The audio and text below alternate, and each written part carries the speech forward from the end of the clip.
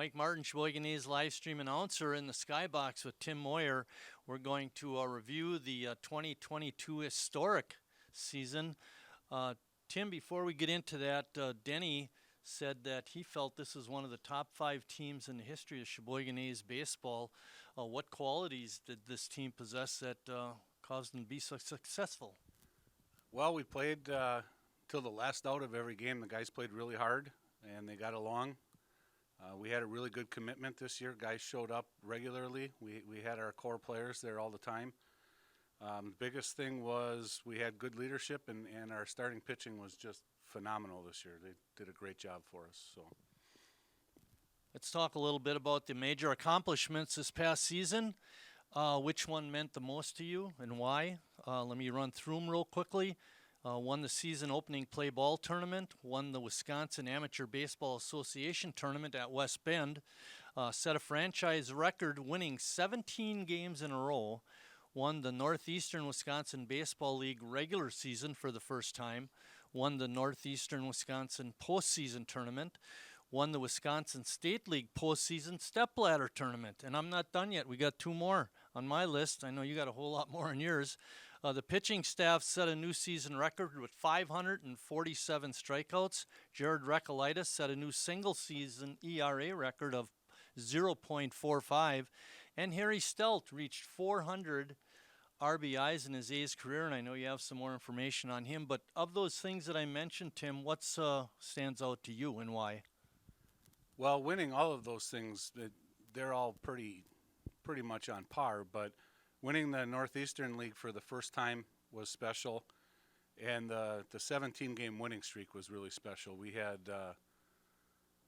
that was an interesting 3 weeks with all the games that we came from behind to win on walk-offs and extra innings, and it just was something else. Now, those 17 wins, that encompassed that tournament at West Bend, correct? And I know you had a couple comebacks in there. Yeah, that was five of the 17 wins. One of them was the first game in the tournament. We had a walk-off. I can't even remember who had the hit now. I know that Brady Zackerson scored the winning run. And then the second game of the tournament, in the bottom of the 8th inning in extra innings, Jimmy Jurgensen hit a 3-run home run to win 4-1. So that kind of set the tone for the weekend, because after that we had all our pitchers showing up. So we were ready to go then. Great. Let's talk about some of the players. Harry obviously is a team leader. Who else on the ball club this year kind of rose to that level? Ross Christ was right there with Harry. And all 3 of those pitchers, Brad Reinfleisch, Jared Recolitis, and Eric Schmitz, they did a really good job. And before he got hurt, Jacob Neese did a really good job too. He's every year he gets a little older, he gets a little better. So that, and everybody else just matured a little bit. They just were a year older. And we had the additions of Blake Coons. Noah Emery had a really good year again. So and I don't even want to leave people out. Joey Pettit had a great year on the mound. Davis Wilson had a really good year. Mac Doherty, Dylan Davis. It just up and down the line. I had a lot of options to throw on the mound this year, so that was nice. One of the things that you as a manager knows you have to have is versatility among your players, and I'm just going to mention a couple, and then you can talk about it some more. But Bennett Becker, Ross Christ, and others provided versatility. How is that important for you in your managing of the team? Well, it helps a lot because we play so many games during the week, and guys get banged up and they need a day off, or there's weddings or graduation parties or whatever, and people just can't make it every day. So having guys that can move around and play 2 or 3 different positions is it's a big plus. Harry this year played first and third. Jacob Neese, before he got hurt, played second, third, and short. We had the 3 catchers where we worked out the rotation, so we had a good guy behind the plate every game. So it made my job easy. Let me mention one guy specifically that we only see him on the mound, but I think he plays on several other teams, and he does play other positions, and that's Brad Reinfleisch. Do you ever think about him moving him around the diamond other than at the pitching spot? Well, we did. He DH'd this year, and he played left field once. He played third base once. I think it was third base, and he caught. Um, and he did a good job. He hit right around 300 for us. So, but with him, you hate to put him at a position after he threw 100 some pitches the day before. You want to give his arm a day off. So, When I was umpiring, we'd have a kid, he'd catch the first game, and then the manager or the coach would put him on the mound the second game. I felt like that was player abuse. that happened to me in high school. I used to do it just the opposite. I would pitch game one and then catch game two, and then your arm sits there. And for high school baseball back then, it was April when it was 20 degrees, and so that I won't do that to our guys. No. Let's talk about the pitching staff. You started off with the big three, Jared Recolitis and Brad Reinfleisch and Eric Schmitz. When you ended the season, I call it the Monster Four, added Blake Coons. Talk about their contributions to the ball club and other pitchers that you thought had really nice seasons. Well, all four of those guys had great years. Between Brad, Jared, and Blake, they all had over 90 strikeouts this year. Brad had 109, which put him, I wrote it down here somewhere, I think that put him at 10th all time. But all of those guys did a great job.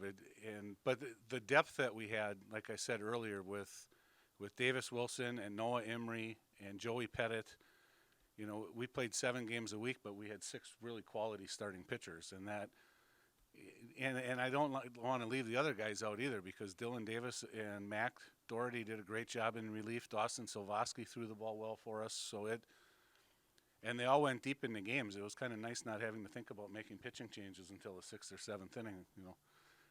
I watch all these games on TV now, and they're changing in the 3rd inning all the time, so I didn't have to do that. That brings up another point. Matter of fact, I got 2 points I want to talk about. First of all, let's talk about Jimmy Jurgensen and the season he had, because I thought he started off pretty hot, and then he hit a portion of the season where he just couldn't find base hits. Then he ended the year really on fire. Yeah, and even in that stretch where he wasn't finding grass out there, he was still making good contact. He improved a lot this year. He had a very good year at the plate, and his power numbers were up.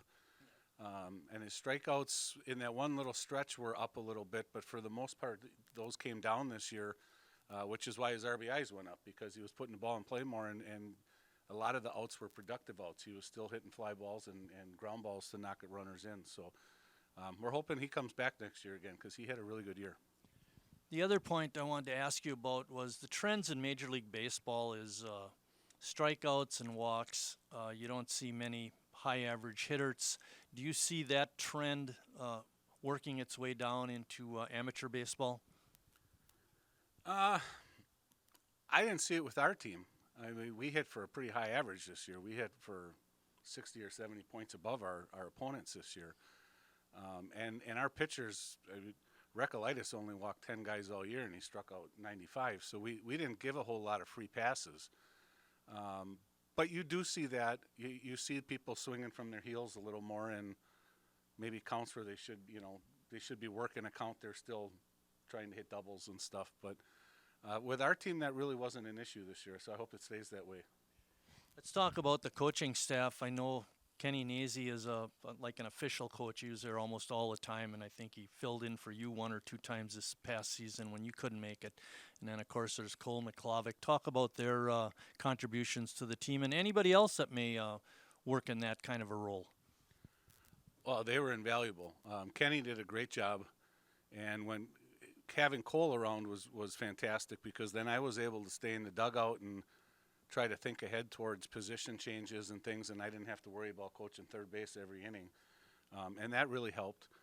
And I bounced lineups off Kenny all the time. We shot texts back and forth almost every day, and it's awesome having Cole around. He's fun in the dugout. Everybody loves him, and the more he's here, the more I have chances where I can use him to play too. I mean, he's still a really good player. So, but they were. I would not have wanted to go through the season without him. It would not have been as much fun for me, that's for sure. That's a good point to make. What expectations do the players and the coaches, if they're playing on a college team, have from you and the Sheboygan A's program, like in terms of playing time, that kind of thing? Well, they want to get their kids as many at bats as they can and as many innings as they can. As far as the pitchers, they don't want us to abuse them. They want to make sure we take care of them, and they just want them to learn the game. They want to make sure we might pick something up that they haven't said to them, or we might say something a different way where things might catch on a little bit. The biggest thing that I try to make sure is that they just have fun. College baseball, they have fun, but that's kind of a job too. I mean, there's not as much screwing around, and they don't have the kind of fun we have, I don't think. So. I bet they don't have the kind of fun I had when I played way back in the day.